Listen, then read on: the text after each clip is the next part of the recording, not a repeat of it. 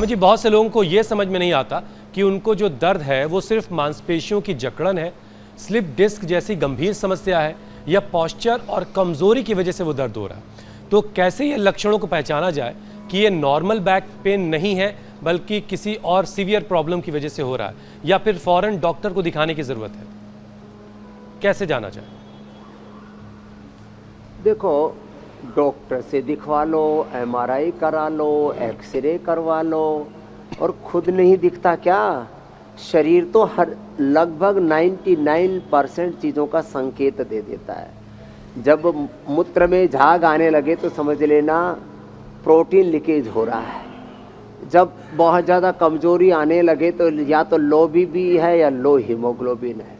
जब अचानक पसीना आने लगे, बहुत ज़्यादा यूरिन आने लगे तो समझ लेना शुगर बढ़ गई है।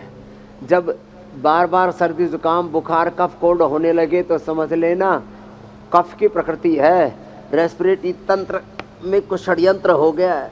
जब शरीर में कहीं पर भी थोड़ा मोड़ा दर्द होने लगे तो ये इंडिकेशन है कि वात बढ़ गया है। फिर धीरे धीरे इसका असर नस नाड़ियों पर, हड्डियों पर पड़ेगा। तो इंडिकेशन तो सभी को मिलता है ना, तो उन छोटे छोटे इंडिकेशंस को हम इग्नोर कर देते हैं। तो सामान्य रूप से आप गदम गदम, गांव की भाषा है, गदम गदम गद्दों पर, गदम गदम सोफों पर बैठते हैं, और पता लगा कि आपका बैठने का पोस्चर, रात को सोते दरअसल 5-6 घंटा सोते और गलत पोस्चर में सोते रहे तो उससे तो 100% दुष्प्रभाव पड़ेगा। तो आप थोड़ा अपना मूल्यांकन करना भी सीखें, और बाद में ये तो पूरे अभ्यासों का क्रम बताया है, इस अभ्यास क्रम के अनुसार यदि पूरा ना भी कर पाएँ तो यहाँ से शुरुआत तो करो ऐसे। तो देखो, इंडिकेशन तो मिल ही जाता है। हाँ, ज़्यादा चोट लग जाए, कभी एक्सीडेंट हो जाए, उस समय एक्सरे एमआरआई जो भी करना है वो ठीक है। बार बार में एक्सरे एमआरआई सीटी स्कैन करने से कैंसर जैसे रोग हो जाते हैं। अरे भैया, हम तो कह रहे 99.99% लोग जिनको भी कमर में दर्द हो जाए, ये भुजंगासन और अभी जो कर रहे थे मरकटासन, 2 ही कर लेना। आपको कोई टेस्ट कराने की जरूरत नहीं पड़ेगी।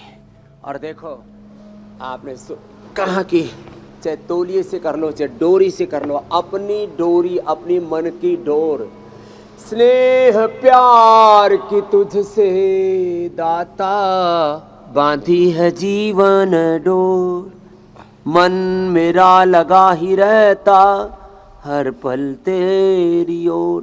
तो अपनी डोर सुबह सुबह 7:56 इंडिया टीवी से बांध लें।